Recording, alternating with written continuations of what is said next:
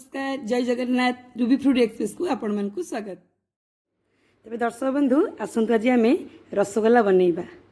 देखंतु रसगोला बनइबा मुझे सब कौन सामग्री नहीं बर्तमान देखंतु मुझे छेना नेली। छेना ये गोटे किलो नहीं, सुजी नहीं 25 ग्राम आउ किछि गुजराती नहीं। गुजराती के आम गुंड कर देचे। बर्तमान देखंतु सुजीटा मुझे पकईदेली। बर्तमान सुजीटा पकड़ा द्वारा कौन हुए ना जहाँ टे पानी थाए ऑब्जर्व हो जाए आउ छेनाटा को बांधी दिए सब पकईदेली। बर्तमान आपको आम चकटिबा भल से चकटिबा 5 ରୁ 10 मिनट पर्यंत जिते चकटिबे छेनाटा आमर सेते परफेक्ट बनिबो। देखंतु मको सेमती हाथ रे चकटी दउची भल भाबे चकटिबे। हाथ साहाय्य मको भल भाबे चकड़ी देली। देखंतु वर्तमान मुझे गोटे बाउल नहीं से मु चीनी देछि। देखंतु वर्तमान गैस ऑन कले से आम 1 किलो छेना रे आपण माने 1.5 किलो चीनी नेबे। देखंतु एटी मु चीनी देदेली आउ 1.5 लीटर पानी देदेबे। 1.5 किलो चीनी रे 1.5 लीटर पानी देदेबे। देखंतु मु पानी देदेली। वर्तमान आकु आम फुटिया पई छाड़ी दबा। मुझे लेंबू चुपुड़ी देली। एथरे लेंबू चुपुड़ी देले कौन हुए ना आपणकर जो मैलाटा थाए चीनी रे सेटा ऊपर को पड़े आसे आ रसगोलाटा आपणकर परिष्कार देखा जाए। देखंतु आको आम गोलई दबा। आपन को संगे संगे गोलैबे नहले चीनी गुड़ाक तले लगिजिव। लगिगले कौन हेब ना चीनीटा लाली हो गले रसगोलाटा लाली देखाजिव।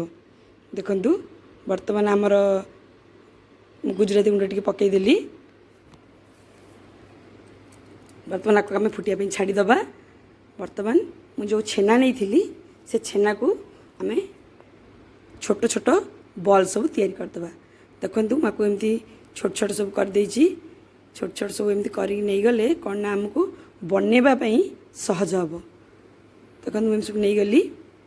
आपण माने केमती रसगोला आपण घरे बनाती मते कमेंट रे निश्चय जणीबे। आ मो चैनल को लाइक कमेंट शेयर निश्चिंत करेंगे। देखंतु मैं केमी सब छोट छोट बड़ी टाइप सब कर केमती एमती करदेले कौन हुए ना हाथ में आमर गोल करने को सुविधा हे।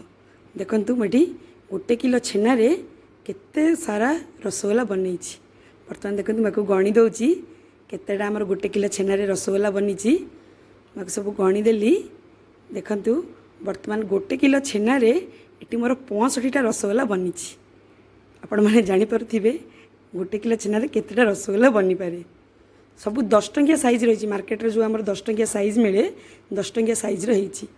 देखंतु हाथ साइज में सब एमती गोल गोल करदेली। जिते गोल करेंगे रसगोलाटा फाटबनी। देखंतु सब एमती गोल गोल मु करनेली रसगोला गुड़ाक। देखंतु सब बनईदेली गोल गोल सब होगा केते सुंदर देखा जाउची रसगोला गुड़ाक। बर्तमान आमर सीरा बर्तमान फुटी आसलानी। देखंतु सीरा बर्तमान फुटी आसलानी। टिके गोलई दबा। तापर आम जो सब बॉल नहींचे छेनार आधे तो आड करवा। आम एकाथरे आड करवानी। आम ए गोटे गोटे छेना बॉल गुड़ाक पकेबा। एमती सब गोटे गोटे छेना बॉल को आउ टिके हाथ रे गोल गोल करी आम एमती पकेबा। सबु छेना बॉल गुड़ाक आम एमती पकईदबा। आपको रसगोला आमर बनैबा 40 ରୁ 50 मिनट आमर लागिबो कहीं एटा सीझिबो ना से 40 ରୁ 50 मिनट आमर एटा लागिबो। वर्तमान सबु गोल को पकईदेली मु। वर्तमान आपको आम घोड़ई दबा। आपको आम देखंतु ढांकुंडा काली। देखंतु रसगोलाटा केते सुंदर भाबे फुली केमती बड़ बड़ साइज सब होती। बर्तमान सीरा मोर टिके कमी आसलानी। टिके आम गरम पानी ये दबा। बर्तमान टिके गरम पानी करवा। आम देखो चामच साहाଯ୍य टिके बाड़े दबा। टिके बाड़ेले ना आपणकर कौन हुए ना सीराटा जना पड़े।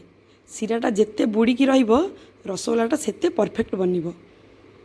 देखंतु मुझे ठंडा पानी रे गोटे रसगोला नहीं। रसगोलाटा आमर परफेक्ट बनिनी। रसगोला जे पर्यंत पानी रे न भासी से पर्यंत रसगोला भल से बनिनी। देखंतु रसगोला आमर हेनी। आम पकईदबा आपको आउ कि समय घोड़िया को छाड़ीदबा।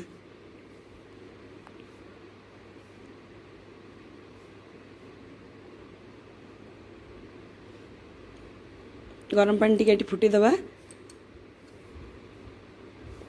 बर्तमान मुझे हाफ लिटर पानी आउ से देवी। बर्तमान पानी फुटी आसला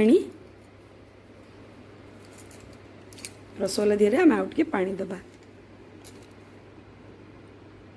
देखु रसगोल्ला गुड़ा केमती मोर साइज परफेक्ट बनीगला। ये आउ टे गरम पानी देदबा। गरम पानी देलापर आम या आउ टे घोड़ईदबा।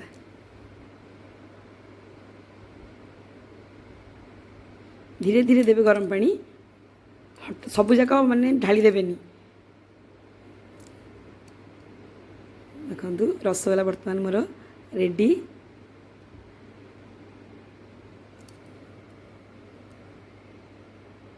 आपण भी एमती बनातु आ बन केमती है मत कमेंट निश्चय जनातु। देखु रसगोल्ला साइज गुड़ाक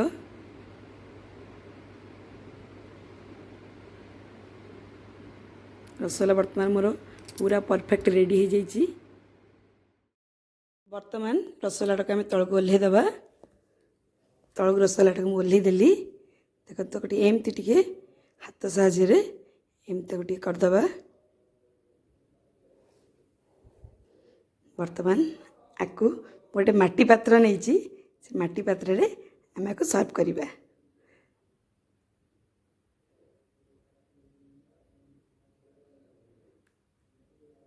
आपण मैंने भी एमती बनातु।